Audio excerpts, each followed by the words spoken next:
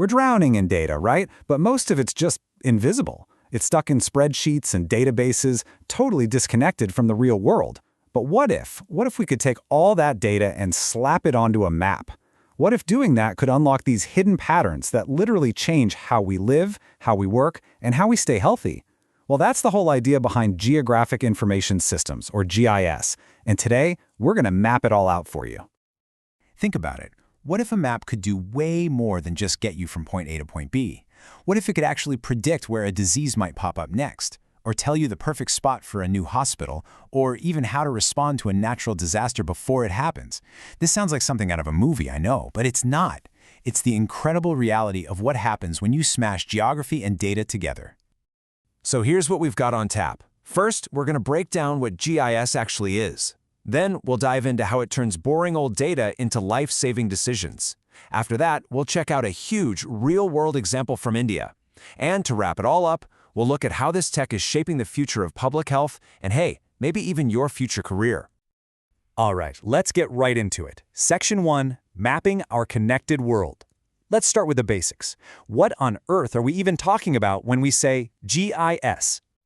Okay, so the official definition can sound a little academic, but the idea behind it is actually super simple. GIS isn't just a piece of software, it's a whole system. You've got the hardware, the software, and all that juicy spatial data. And when you put them all together, they work in concert to create what you can basically think of as smart maps. The best way to think about it is like you're baking a cake, a data cake. You start with your base layer, right? Maybe that's a satellite view of a city. Then you add the next layer, let's say all the roads and buildings. On top of that, you sprinkle a layer of population data, who lives where. And for the final topping, you add a layer of real-time info, like health cases or air quality. Individually, they're just ingredients. But when you stack them all up, bam, you start seeing connections that were totally invisible before. And that really shows you that GIS is a complete process from start to finish. We're not just talking about making a pretty map here. It's a powerhouse tool for sucking in all that raw location data, storing it, and then, this is the magic part, analyzing it to find those hidden patterns. And the final step, turning it all into a clear visual map that anybody can look at and just get. Okay, so now we get the what. Let's move on to the why. Why is stacking all this information on top of each other such a big deal? Because here's the absolute heart of it. Everything, and I mean everything, happens somewhere. Our world is spatial. And when you take data and put it where it belongs on a map, GIS lets you see these mind-blowing connections between things that seemed totally random before. It takes those endless, soul-crushing spreadsheets and turns them into a visual story that makes sense. Just look at the difference here, the before and after. Without GIS, you've just got dots of information. A health official knows there's a sickness cluster over here, and they know the water quality is bad over there. But the dots don't connect, so decisions are slow, always one step behind. But with GIS, you can just drag and drop those two layers on top of each other, and suddenly you see it clear as day. The sickness cluster lines up perfectly with the bad wells. That's the game changer. That's how public health goes from being reactive to being proactive, even predictive. And this isn't just theory. The applications in public health are absolutely revolutionary. I mean, we all lived through this with COVID-19, right? We were all glued to those real-time maps tracking the virus. But it's used for so much more. Monitoring air and water pollution, figuring out which neighborhoods are at higher risk from environmental stuff, and even planning the fastest routes for an ambulance during an emergency. And when you boil it all down, it comes to this.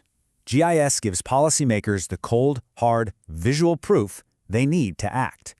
You know, it's one thing to read a dry 50-page report about a problem. It is a completely different thing to see that problem laid out on a map, staring you in the face. That's what pushes good policy forward. That's what saves lives. All right, enough theory. Let's see this stuff in the wild. And we're going big. We're going to see what happens when a country of over 1 billion people decides to go all in on this technology. Let's take a look at how India is using GIS for some absolutely mission-critical projects. Check out this number. 4,345. What is that? That's the number of village councils in just one state, Jharkhand, that had their entire infrastructure mapped out with GIS. We're talking every single road, every school, every well, every power line, all digitized. Why? To help plan better and get resources to the exact spot they're needed in rural areas. The scale of this is just wow. And this isn't just a one-off project. It's part of a huge national strategy. Take the capital, Delhi. They're building a full-on 3D digital twin of the entire city. They're pulling in data from 29 different government departments, everything from what you see on the street to the pipes buried deep underground. So you take that, plus the rural mapping in places like Jharkhand, and it all feeds into this national vision for better government and open data. And GIS is the engine driving the whole thing. Okay, so we've covered what GIS is, why it's so important, and seen it in action. Now for the last piece of the puzzle, let's look to the future. What does all this mean for the future of health, and, more importantly, what could it mean for you? This leads us to a really cool, emerging idea called One Health. And the concept is actually pretty simple, but it's also profound. It says that you can't separate human health from the health of animals and the health of the environment. They're all connected.